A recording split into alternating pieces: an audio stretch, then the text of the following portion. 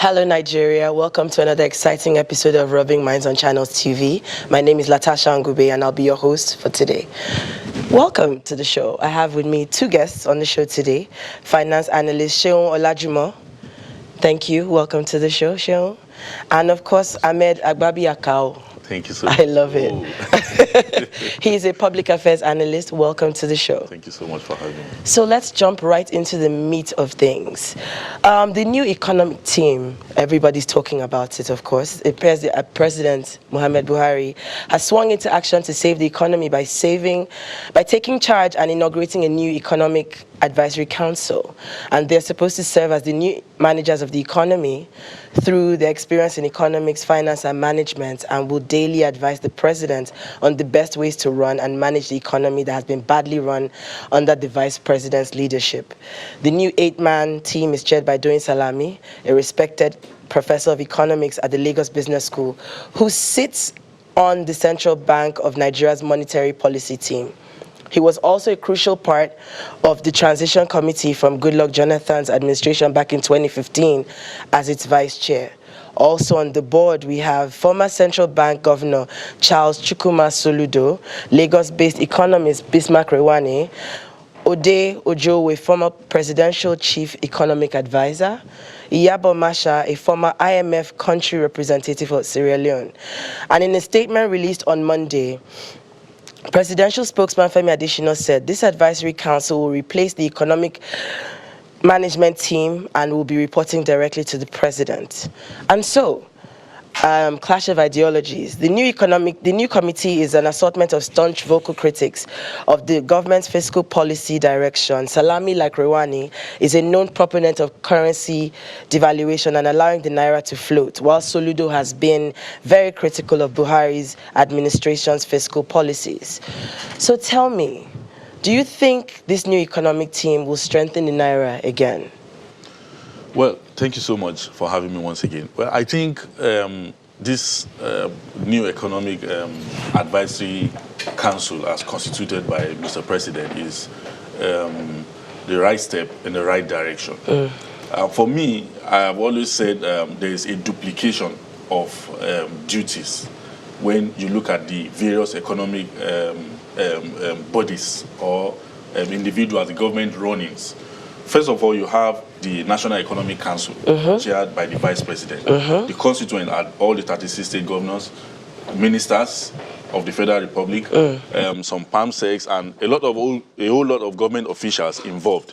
Yeah, that is one. Then that is for the National Economic Council now. They have monthly meetings. Then you have the Economic Management Team, headed again by the Vice President, and there you have government appointees, Minister of Finance, Budget and National Planning, Minister of, a whole lot of them presidential advisors, and many of them the Governor of Central Bank, FIRS Chairman, and the Director General of Debt Management Office, all of them in that same team. Now, after the sittings and the whole meetings by all these bodies, they still go back to the Federal Executive Council meeting. Federal Executive Council, now chaired by the President. It has a Vice President and a substantive number of the constituent of both the Economic Advisory Council, the Economic Management Team, and the National Economic Council. So I believe from what the President has done right now is to inject new blood, professionals at that. You know, we are not saying those that were in the economic management team, initially headed by the Vice President, are not professional, but you have private sector individuals, especially those that have been critical of the economic running of this country by the administration. So you have an independent body, professionals now, that can advise the President, give the President hard advice on how to run things. Different from having the same set of people in the National Economic Council, the Economic Management Team, and also the Federal Executive Council. So I guess you're for it then. Yes, very so well. Mr. Seun, up to you. What major problems are you hoping that this new team will solve? I think one of the things they really need to solve is the present fiscal situation. We're in a bad state. Everybody knows our revenue to debt is quite high. And there's been there's been nobody within the government circles itself who can speak truth to power, who can tell the president that the position he's taking on the economy is just not working. We've been in a very bad situation. We were in a recession that was practically triggered by both his policies and the policies of the central bank. And nothing palliative was done to improve the situation. Excuse me, but it would seem to me like we've been in this recession for as long as God knows when. Yes, it seems like we've been in a permanent slump for quite some time Yes, now. it seems like we're in a permanent slump, although there has been some improvements, but it has been nothing to write home about. I'm sure the man on the streets will differ completely with you. Yes, from economic indicators, we've been growing from, let's say, 1% to about 2%. But for a country like ours that has significant population growth, that's nothing to write home about. Absolutely not. And there's nothing that has been done by the federal government on the fiscal side or the CBN itself on the monetary side to actually improve things. Rather, they've been doing things that have been anti-business and not helping the economy. I believe that people like Mr. Rewane and Professor Doyin Salami, who are known for their non-partisan positions, and they really don't care about whose ox is God. I believe they'll be able to do the right thing, tell the government what needs to be done. But at the same time, I'm also not very optimistic. The vice president is somebody that came from the private sector also. He was formerly in private business, running his law firm, and he has been around the economy for a long time. He knows what's needed to be done. Yet, with his influence, not much was done. The only positive influence we've seen so far on the economic side of things was when the vice president was a bit in control during the period the president was out of the country. We saw the strides that were made by the PBEC team on ease of doing business. We even jumped in the World Bank rankings. But it seems like his influence keeps getting watered down by the statist, bent of the president and his maybe inner caucus himself. So that balance, it's a bit off to me. Well, do you think that the president will be listening to advice from this new team, even though it may go against his personal instincts? Well, before now, especially during the first 4 years of the administration, the president was running a sort of populist kind of government. You know, he was trying to get as fast as possible, intervene to make sure he brings succor to the masses. He did a lot of things that this set of people that are in the Economic Advisory Council were totally against. He refused to allow the Naira to float, and a whole lot of things that they were campaigning for then. So the fact that he has brought them on board is an indicator that, well, he was ready to listen. That was why he brought them on board. So I think we need to watch out and see and be very optimistic on what this will bring to the table. People have always complained that most appointments are usually political, but it seems that PNB has put round pegs in round holes. Do you think we're going to see more of such happening with time, Mr. Sheil? We can only wish. This is the only appointment so far, at least in relation to the economy, that gives at least most people I know, most analysts in the private sector, hope for this government. He has taken people that are diametrically opposed to his policies and that have deep well of knowledge on these issues, and has put them in government. But at the same time too, if we look at his ministerial appointments, they are not really encouraging. So, and this is an advisory council, don't let us forget that. They have no remit for implementation. The most they can do is advise. The president can refuse or decide to jettison their advice. So, like I said, the balance is a bit off to me. Maybe if we see more appointments, practical appointments that can actually implement policies, then maybe that will give me a lot more hope that things will improve in this second term. In the past, we've seen critics of the government being appointed and then blend in and do the same things they criticized before their appointment. Do you think members of this team will stay true to their word? Well, this team is one that is so respected. It's and power-packed, isn't it? World-class economists. You know, in this we have globally respected monetary policy experts, fiscal, financial market experts, development experts, you know, that are not only waiting on Nigerians to pass to check their scorecard, but the international community. So these are world consultants to IMF, World Bank, and all that. So I think it's very important that we just give them a chance and allow them do their thing, hoping that, knowing fully well that they know that they are replacing what the vice president, the number 2 man of this country, was doing before. So I think we all wait to see. what is going to happen. Yes. Well, since the return of democracy to Africa's largest economy in 1999, the EMT, which is constitutionally backed, has traditionally been chaired by the country's number 2 citizen, which we've all talked about already.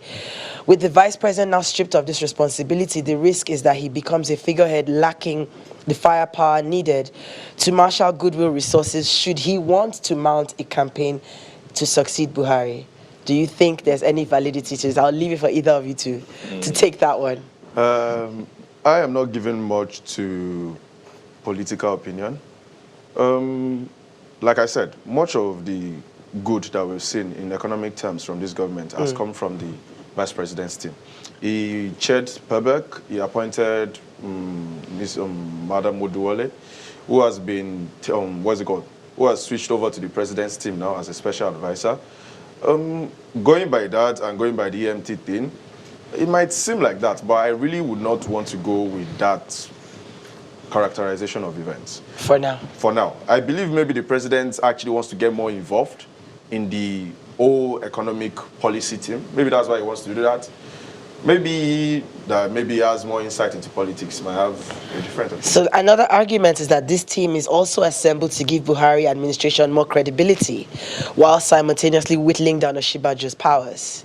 Well, what do you think? Well, the politicians will say theirs, but the real action, it's in the intention of whoever is in charge. That's Mr. President. So I don't think it has anything to do with politics on my side. The politicians know about that. So, but the truth of the matter is that the vice president has been doing a great job, and the president needs to intervene in this matter. And the statement where people refer to to an argument that the vice president's power has been whittled down because of the bad running of the, I don't think it's true. Yes. The National Economic Council is the constitutional part of the management, economic management team. That one that has the governors and the ministers, that is still in place. That is the one that is constitutionally backed. The EMT, Economic Management Team, is just a creation. An advisory. It's not an advisory. So that is the one that has been replaced. So the constitutional power of the vice president to head the National Economic Council is still intact. So, but there's a serious need to intertwine or to have a nexus between what is happening at the National Economic Council and the Federal Executive Council. And that, again, will be the duty, or that, again, will come from the advice of this new Economic Council. Don't forget that we have governors.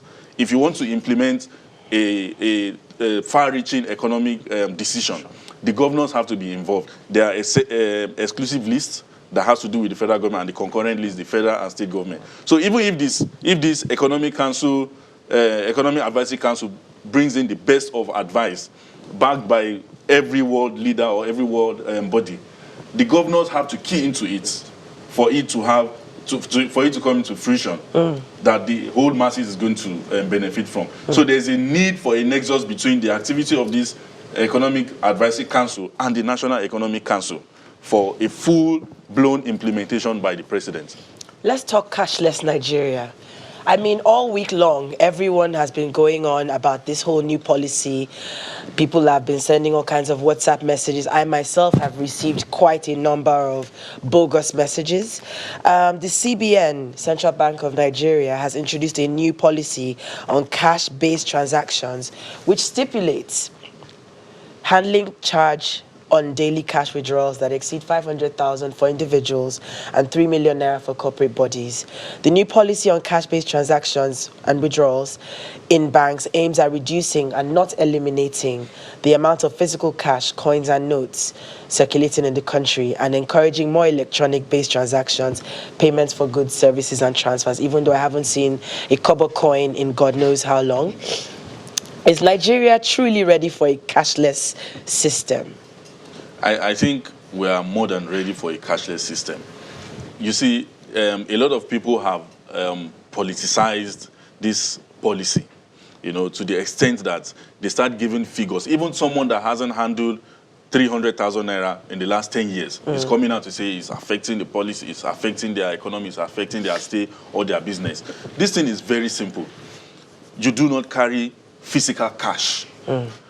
Who and who in business, what kind of business do you handle in Nigeria nowadays as an entrepreneur, even as a corporate body, that fetches you as a corporate body, 3 million naira cash, physical cash a day. Agribusiness, market women. Market women, this set of people, no, market women as entrepreneurs now. Yes. This set of people, we're even talking about 500,000 naira for that group. Yes. I have seen an aboki man that sells pepper and onion, perishables, who gets orders from housewives, women that comes to buy, and they do transfer.